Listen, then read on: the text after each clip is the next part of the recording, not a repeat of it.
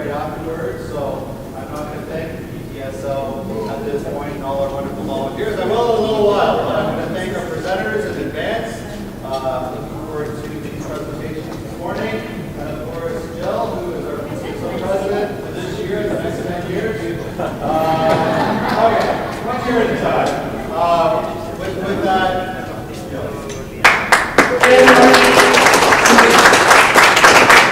I'd like to welcome everybody to our final PTSO event of the year. We've had many successful events throughout the year. Our International Festival, the Family Fun Day, and our other coffee morning. So welcome also. Typically, we start out every coffee morning with our AZAR mission. And this just kind of reiterates the importance that the city brings to the school. And we will begin, if you want to follow along on either screen, I guess. It says, as a school committed to excellence, we will educate and inspire our students to be responsible, productive, and ethical world citizens with the skills and passion to think creatively, reason critically, communicate effectively, and learn continuously. We will accomplish this in an American educational environment characterized by high measurable standards and a clearly defined, appropriately interrelated college preparatory curriculums implemented by a superior staff in partnership with students, parents, and the community. Just like to take a look at our leadership team and a fabulous new photo that we have. The PTSO would actually like to express our gratitude for all the support that you've shown us throughout the year. And again, the PTSO mission, very important for us to follow this as well. The purpose of the PTSO is to develop programs and activities to support and enrich the social and educational environment of the AZAR community. The organization is governed by an executive council and works directly with AZAR school administrators to develop programs and activities for all members of the AZAR community. And we're just going to have a little bit of information about the PTSO elections that are coming soon. There are a few positions open and available for next year. If you are interested in taking part in being a PTSO member, there is some additional information just at the back at one of the registration tables. Lucinda Summers will be happy to answer any more or provide you with any additional information with regards to any positions available for next year. And on to our first topic. I am going to be introducing Mika White, our Director of Learning. She is during her 15-year career in education, it began in Ontario as a high school history teacher, and her interest in the curriculum developed when she was selected to be a curriculum writer for a grade 12 social studies course for the Ontario Ministry of Education in the summer of 2008. Mika joined AZAR in 2013 as a middle school humanities teacher teaching both grade 7 and grade 8. She has recently completed her master's in educational leadership and her principal certificate. So please welcome Mika.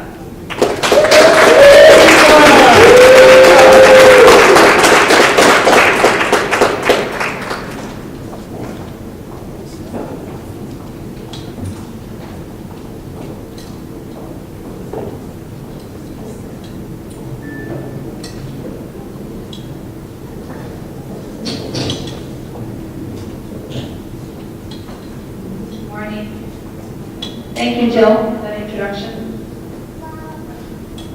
How's everybody feeling today? Great! Excellent. Okay. So I have a lot to tell you in a very condensed, short period of time. So please bear with me. Today will also be a little interactive, so try not to get too complacent and too comfortable. You'll have to do some work yourself. If you've noticed, there are some pencils and pads of paper on your table. So while I'm speaking, if you have a question or an aha moment, something that resonates with you, or if you just like to doodle, or maybe give the kids something to work with, to keep them quiet a little bit, then use the pencil and the pad of paper. It's for you to take away today.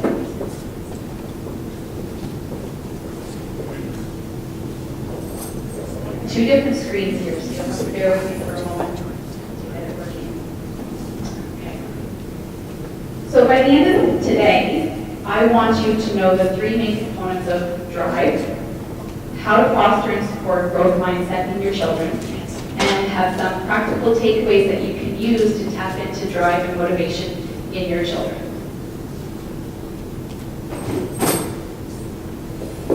I based this presentation on two books. The first is by Daniel Pink, published in 2009, simply titled Drive.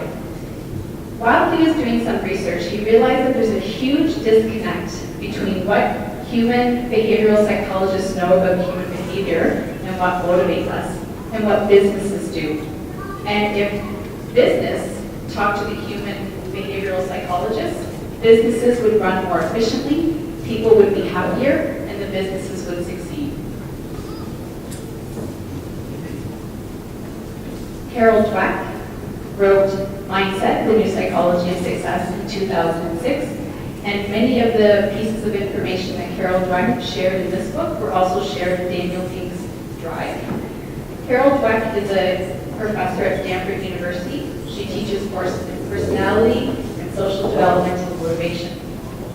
Dweck believes that people can be placed on a continuum according to their views of ability. In other words, some people have a fixed mindset and some people have a growth mindset. Or they're on the continuum, actually more correct. It moves. Her research has led her to realize that those who believe in a growth mindset would learn from mistakes, not afraid of challenges, know that they might fail, and that's okay, and know that effort and hard work leads them to successful outcomes. So why are we talking about this today? What is it that we want to know?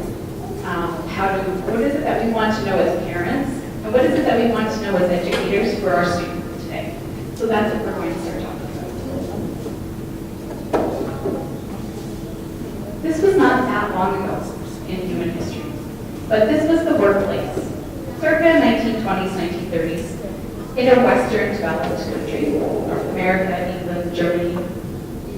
The workers in this picture did not need challenge, did not need to be creative and critical thinkers, did not need to be did not need to be good communicators.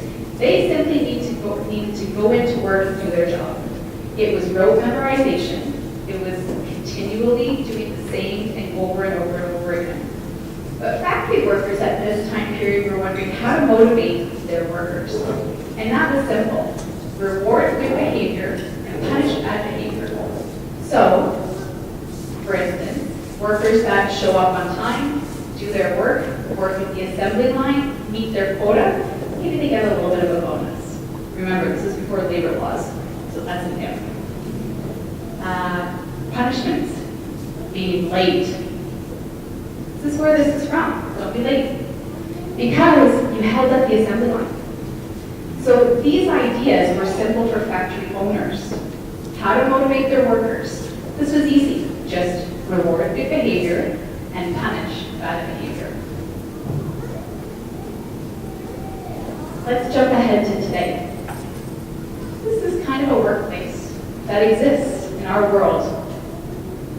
It could be for this generation, it could be for the next generation. It's a totally different space, a totally different place.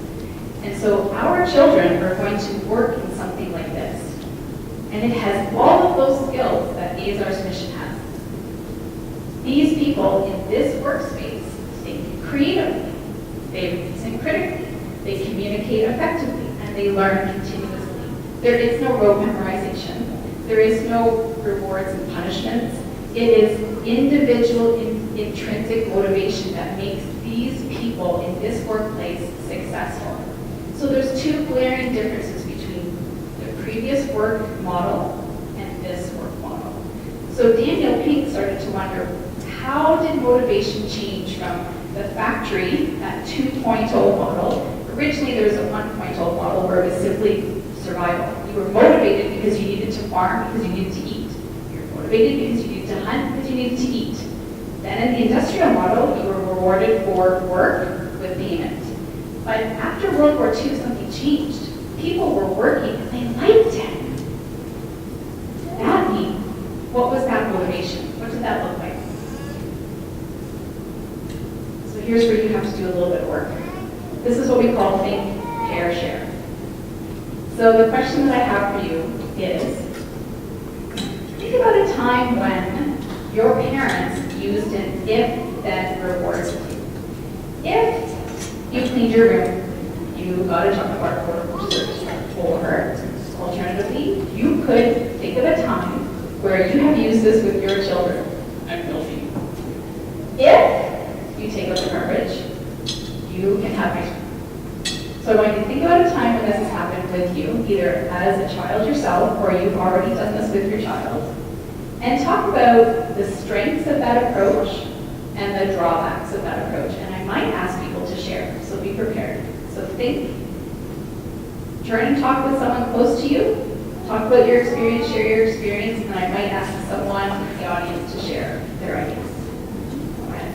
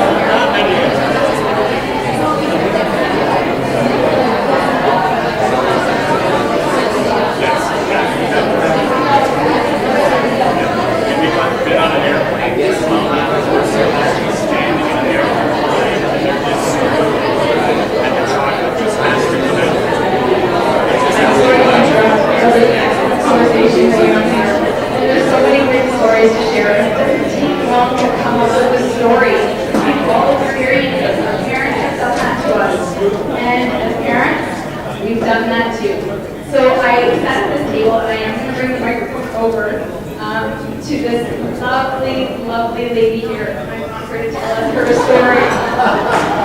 Woo! So this is the real story of my daughter, Ariana. She's 5 years old and she hates fruit and vegetables.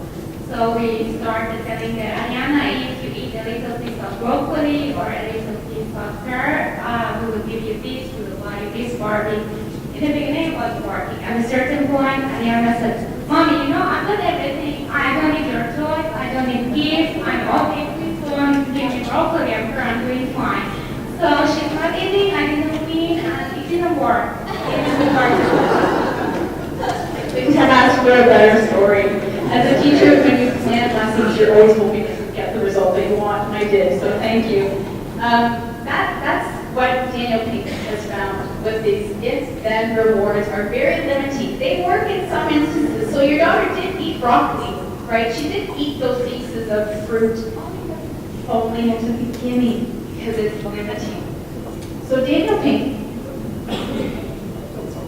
wrote that if-then rewards don't work. And I'm hoping that many of you had this realization at your table. It extinguishes intrinsic motivation, that internal motivation to do something just because you love to do it or want to do it. It diminishes performance. It crushes creativity. It crowds out good behavior, and at times it encourages shortcuts and unethical behavior, cheating. Becoming addictive to these rewards, it doesn't necessarily mean that they're intrinsically motivated to do the task at hand. And it fosters very short-term thinking. And so that's what happens in many of your scenarios. It works for a time, but it doesn't really produce the results that you had anticipated or hoped for. So the carrots and sticks. And that's what we often use as parents and sometimes as educators. It worked in the 20th century. Sweeten the carrot, sharpen the stick. Good behavior, bad behavior. But we don't work like that anymore. So for complex problems, we need to look at the big picture and see all of the options. So workers today are continually using right brain conceptual tasks. And that's how they think, that's how they're motivated. They have big problems to deal with. There are misdefined rules. There are no obvious solutions. Today's world of work exists in a way that we've never experienced before. So if then rewards in business don't work, and they don't work for our children, but they don't necessarily work in education. So Daniel Pink spends much time talking about extrinsic motivation, the carrots and the sticks, the if-then, the Barbies, versus intrinsic. So this is what we need to focus on with our students and our children, that intrinsic motivation to do something because they want to do it. Okay, now, one more time, I'm going to ask you to think. Here, share. I want you to think about a time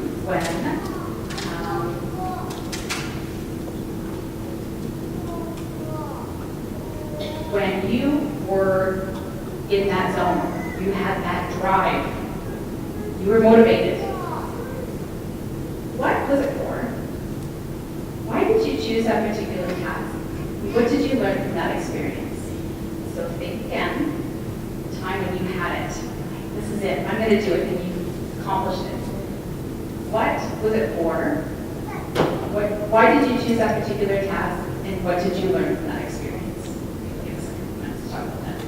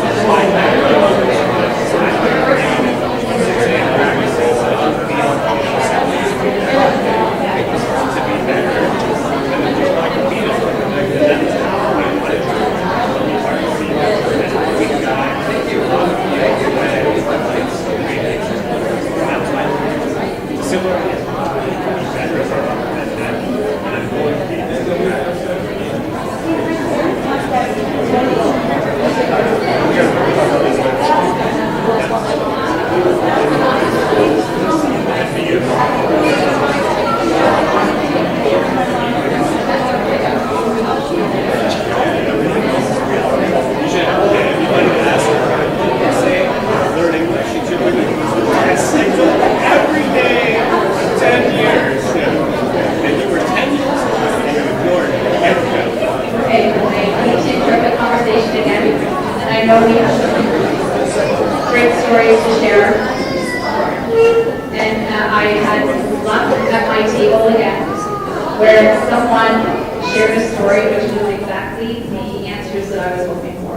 So I'm wondering if she's willing to share her answers again, to talk about her jewelry. Just briefly, thank you. Hello. So I was, what motivated me to do something that I enjoy doing right now. Originally, I'm a telecom engineer, but now I have a hobby. I do use the Japanese beads, mainly jewelry. It's a hobby, it's not very expensive things, but I enjoy doing it. And how I started making them, I like beautiful and long earrings, and I bought from a boutique in US, a very expensive pair. And by the time I shipped it to England, paying the import taxes, they were quite expensive, and I wanted more. So I started to teach myself. So I bought books, I was watching videos online, I took a couple of workshop courses, which were not cheap by the way, but I was so enjoying. And even today, I spend half of the day browsing techniques and how to make them. And it's one thing that I enjoy doing and that upsets my husband. But I love doing it, and I recommend to everybody to follow their hobbies and what they enjoy doing. Thank you so much. Thank you. What a great story. That's exactly what I was hoping for again as a teacher. You're always hoping that somebody is that you're looking for if you're delivering a lesson. So where this fits in is this. So I was hoping that at your table, someone would share a story that had these three elements that Daniel Pink says are the cornerstone of drive: autonomy, mastery, and purpose. And so if you think about that story that was just shared, all of those pieces are there. The purpose, she needs to have jewelry that she likes. Other women will enjoy that jewelry. Reading, looking, researching, practicing, continually honing the skill. And the autonomy is that she gets to do that however and whenever she wishes. This is what motivates individuals. This is what motivates children. Here's what Daniel Pink says about autonomy in students. Autonomous motivation promotes greater conceptual understanding, better grades, enhances persistence at school and in sporting activities, higher productivity, less burnout, and greater levels of psychological well-being. This is the personalization of learning. When we offer students choice, differentiation, this is the reason why, because they have autonomy over that purpose. Mastery, the flow. When you get in that zone, the purpose of mastery is to get better and better at something that matters. And again, that example that was just shared is a perfect example. It's a self-fulfilling goal. And the purpose, they're yearning to do what we do in the service of something larger than ourselves. Would it surprise you to know that teachers, when they are surveyed, often have very high levels of happiness in their profession? Why? Because it has a higher purpose. So all of these elements come together for drive and motivation in our students and in our children. So when children say, why am I doing this? What they're really saying is, why is this important to me? How is this going to relate to my life today? It's that part that we need to tap into as parents and educators so that they can see how this affects them.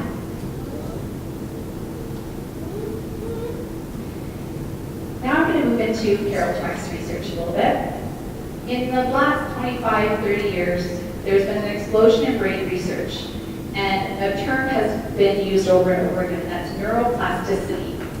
It's the ability of the brain to change, adapt, and rewire itself throughout our entire lives.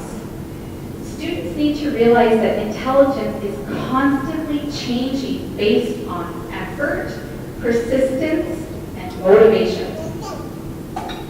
Carol Dweck identifies two paths in her theories about learning and mindset growth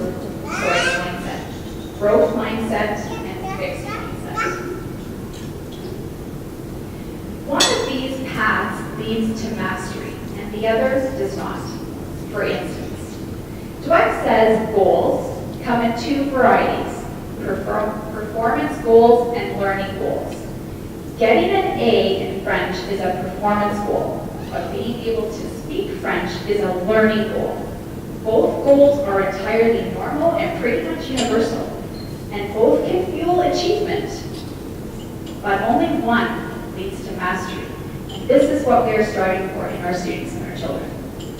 So how do we foster a growth mindset in our students? We offer them continuous feedback, not only on the final result, but on the process along the way. Maybe you've heard that you should be praising effort, not outcomes, but this is a saying that comes from Carol Dweck and Carol Dweck's research. She's recently written that, just to be clear, you can mention the outcome. The outcome is still as important as the process, as long as you recognize the process. So for instance, we don't use words like "you're so smart." We say, "Wow, you got a really great report card. You must have worked really hard. What was it that you did this semester that allowed you to achieve this?"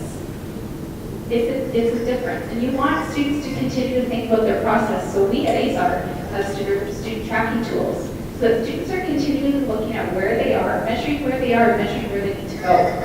That's feedback. Consistent, specific feedback is really important for student growth and student development. When you combine these ideas of being challenged, taking risks, and knowing that you might fail, that that's okay, and moving on, and using the word "yet," which is a word that Carol Dweck uses consistently.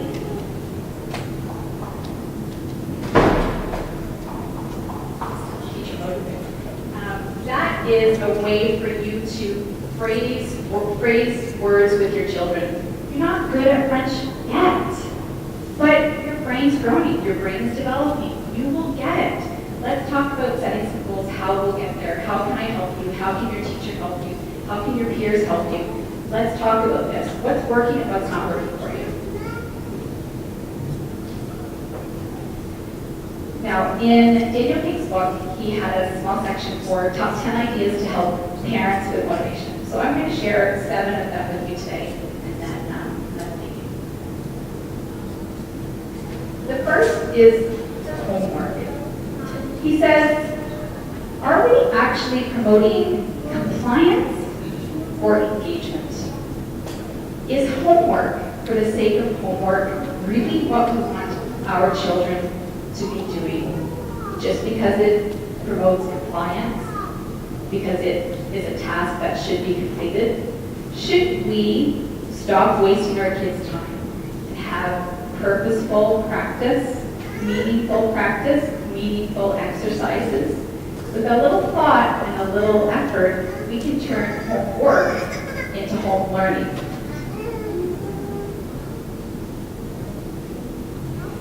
Daniel Pink also talks about FedEx days. We have a different terminology for it, but I'll share that in a minute. FedEx days came from an idea from an Australian software company called Let's Go Let Happen. And what they did is they said to their workers, to their staff, I don't even know what to call people that don't work in a school. I have no idea. People that work in the company. We're going to give you 20%. We're going to give you 20% of free time. And you can do whatever you want in that time. But we want you to have a project in mind, a challenge in mind, and we want you to come up with a solution 24 hours later. And so, many of those people like that intrinsic motivation, like that idea that they can find a challenge, come up with a solution, and present it. So we know this at AZAR as our Genius Hour or our Professional Passion Projects. What it does is it allows an opportunity for your students, for your child. This is what you could do in the summertime. You could say, hey, everybody look this in the news. particular environmental issue. Let's do a little bit of research together. Let's come up with some ideas, some potential solutions to this. And I want you and your friends, or you and your brother and sister, or whoever, to go and come up with a really novel idea of a way to solve this problem. Deliver it to me tomorrow. Just set them free. That is something that they're already interested in, and it's something that the accountability is they have to come back and produce it and present it to family members or to their friends or whoever. This is a really great way to tap into that intrinsic motivation and what really drives children. My son has participated in Genius Hour in 3rd grade, and his project is on snakes. So he's loving it, and he loves every single moment that he can get to work on it, because that's his passion, that's what he's interested in. He told me he wants to be a snake wrangler.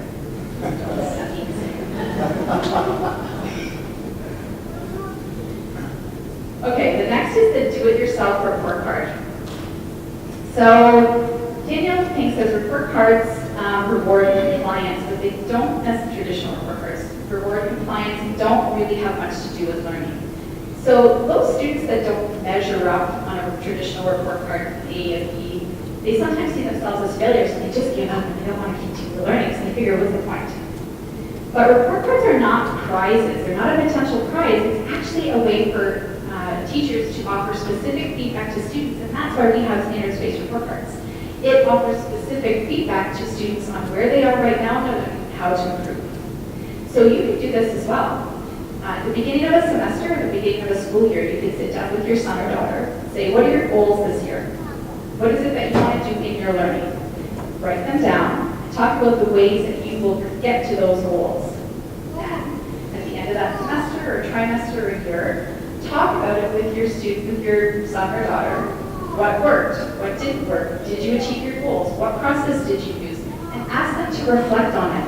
And we're doing this in the middle school e-portfolio. Students are doing this right now. They're continually thinking about where they are in their work, what they need to do to improve, and what goals they're going to set and how they're going to get there. That's so meaningful, very meaningful. This might not have much to do with schooling necessarily, but I thought it was important for parents because I screwed this up. And I wondered if maybe some of you had done the same.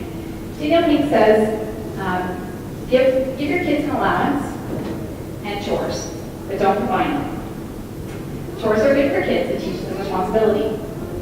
Allowances are good for kids, it teaches them fiscal, financial responsibility. But paying your child to do a chore turns it into an if-then reward. And what do we know about if-then rewards?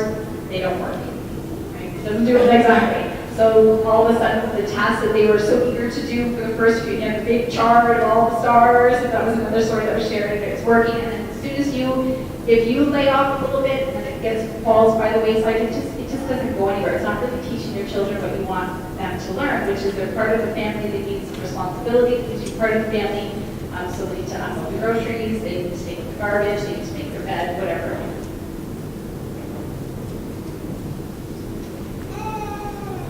Carol Dweck, this next one, Carol Dweck's writing offer the right type of praise. So praise effort and strategy, not intelligence. So don't praise for being smart, because what happens is that when children are told that they're smart, when they're faced with a challenge, they will back away. They won't step up to that challenge because they're afraid of failure. You don't want that. So you want to always talk about the path to the goal or the path to the learning outcome. Kids who have a growth mindset or who have been taught to talk about the process understand that mastery can be a painful process. It can take a long time. Make praise specific. So be specific with your son or daughter about what it is that you think you did a great job with. So you did a good job making your bed. Could be, I really liked the way that you flattened out the sheets. I really liked the way that you folded back the blanket. I'm really happy that I did all the corners, but just something specific. Because then they know what to do next time as well. Praise in private. Praise is feedback. It's not an award ceremony. So it's better when it's one-on-one. Even if you really want to congratulate your son or daughter on something that they did in a sporting event. And offer praise if there's only a good reason for it. Don't kid a kid. A kid knows when you're not genuine. So make sure that it's genuinely deserved and don't be dishonest. If it's not genuinely earned, then don't give them that praise. The next for parents is to help your students see the big picture. Again, I worked with teenagers for 12 years and I heard often, why are you doing this? Again, you have to help them see the big picture. So if your son or daughter is taking French, for instance, go somewhere where they can practice their French. If they're learning Arabic, go somewhere where they can practice Arabic. If they're studying geometry, allow them to use geometry in drafting an architectural plan for a new house or a new bedroom or whatever it might be. It requires you to talk to your children about what they are learning and how they can apply it to the real world, because our students today and our children today, they know this world is massive. They know that it's big, it's connected continually. They're always asking, though, what does that mean for me? How is this going to affect my life? So have that conversation and help them see the big picture.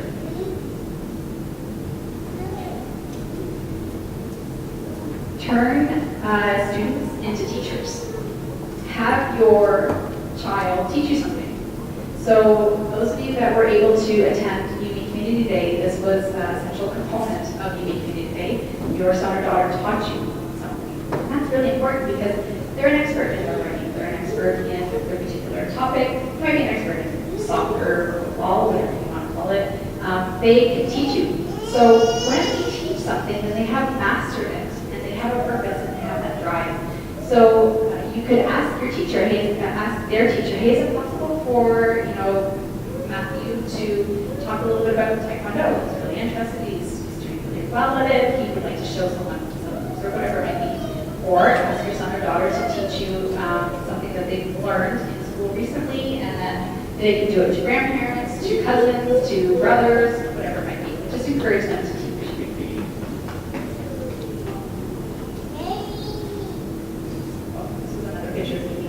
This is an excellent example of students in the middle school getting up and talking about learning what was happening in middle school and teaching the parents. So, now you know the three components of drive: autonomy, mastery, and purpose. You know how to foster and support both mindset in your child, and you have some practical takeaways that you can use with your child at home. Before we go, I thought it might be useful for you to, on a piece of paper and pen or on your iPhone or your iPad, whatever you have with you, think about this. As a result of this session, I am taking complete the sentence. And, or, as a result of this session, I am planning. So I do want you to walk away from here with something tangible and useful for your children today.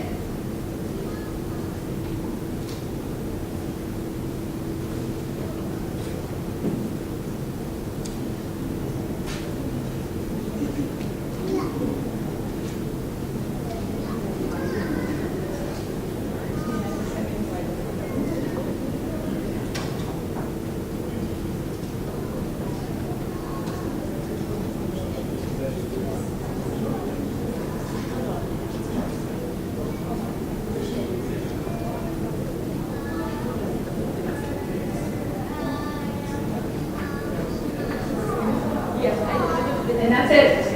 So thank you very much. Happy to stick around.